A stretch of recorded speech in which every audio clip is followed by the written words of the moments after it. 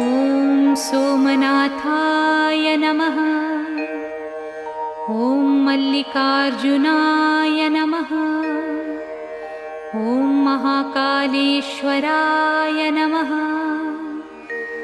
ॐ ओंकारेश्वराय नमः।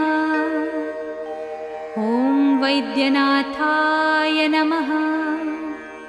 ॐ भीमशङ्कराय नमः। ॐ रामेश्वराय नमः।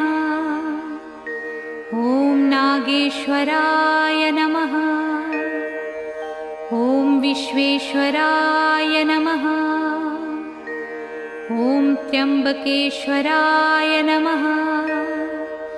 ॐ केदारेश्वराय नमः। ॐ भुस्मेश्वराय नमः।